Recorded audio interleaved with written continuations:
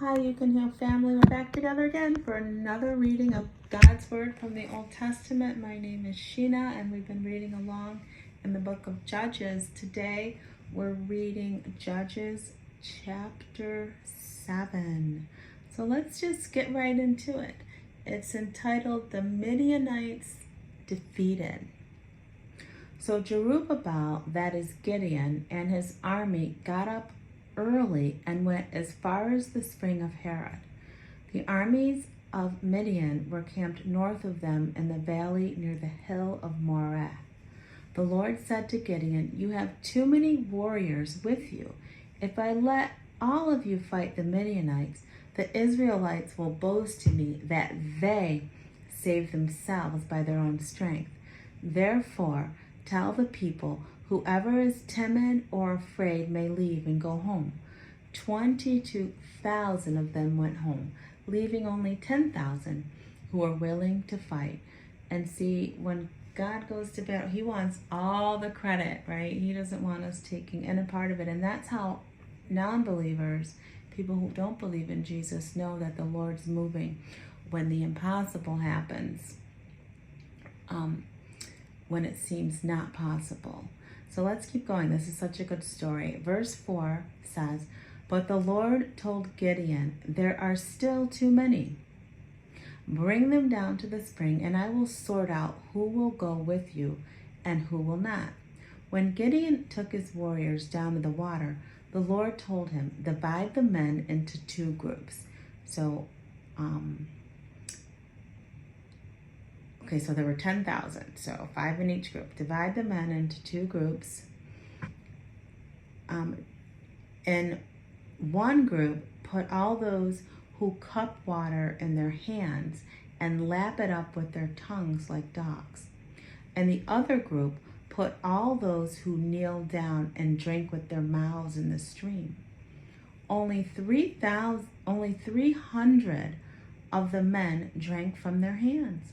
All the others got down on their knees and drank with their mouths in the stream. The Lord told Gideon, "With these 300 men, I will rescue you and give you victory over the Midianites." I always wondered why he picked the ones who cupped the water with their hands. I don't know. Maybe there's some commentary on the bottom. Apparently, the ones who remained in an upright position and lapped water from the palm of their hand showed correct military alertness. Okay, the others put down their weapons and bent carefully on hands and knees. Okay, so the other ones were more ready in an upright position who lapped the water. So that's why the Lord chose them. Okay, that's interesting. So if you didn't know, now you know.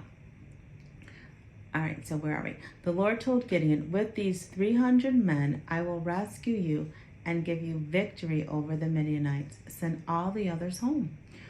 So Gideon collected the provisions and rams, horns of the other warriors, and sent them home, but he kept the 300 men with him. Now the Midianite camp was in the valley just below Gideon. During the night, the Lord said, "Get up, go down into the Midianite camp, for I have given you victory over them. But if you are afraid to attack, go down to the camp with your servant Purah.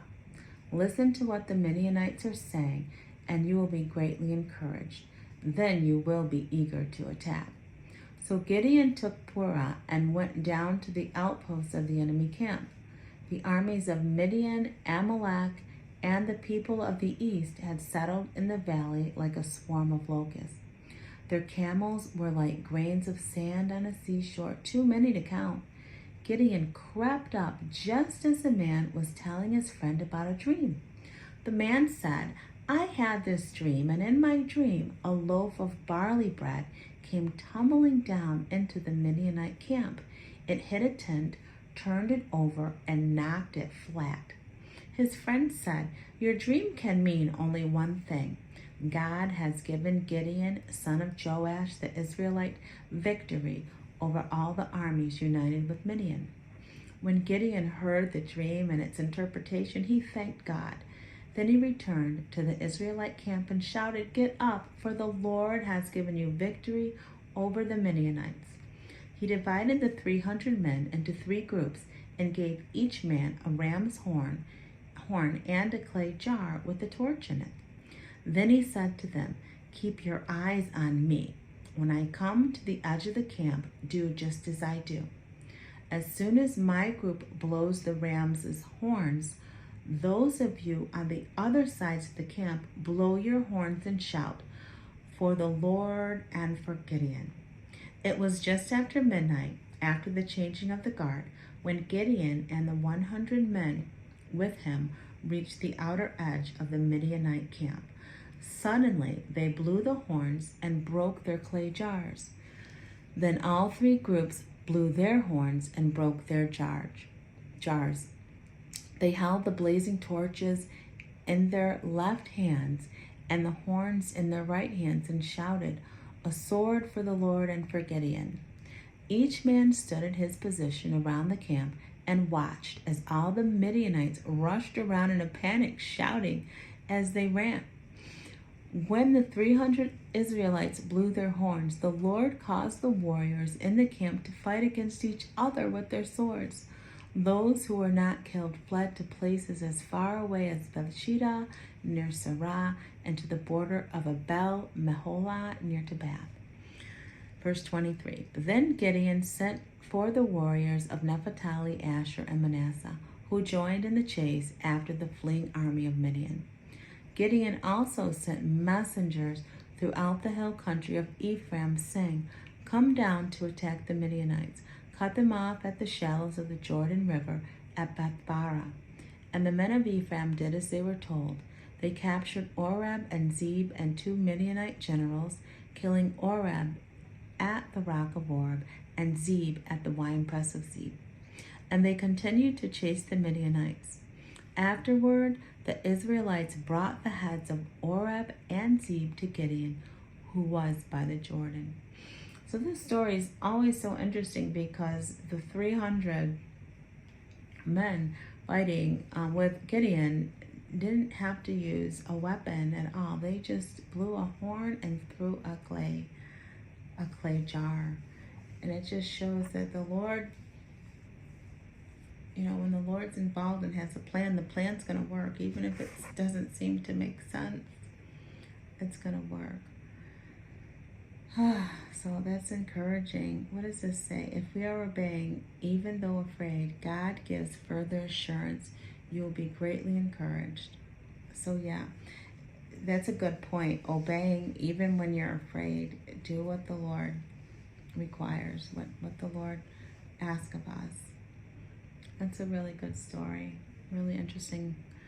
Really good. Okay, so that's chapter 7. Tomorrow we're going to look at chapter 8, and we're just going to keep on going. It looks like it's talking about Israel's judges in this chapter, because it tells a little bit about each one in this little article. So we'll look at that as well. All right, You Can Heal family, that's it for today. Thanks for spending time with me in God's Word, and we'll be back tomorrow. Always remember that true healing begins with self-love. Why? Because God is love and He lives on the inside of you. Talk soon. Bye.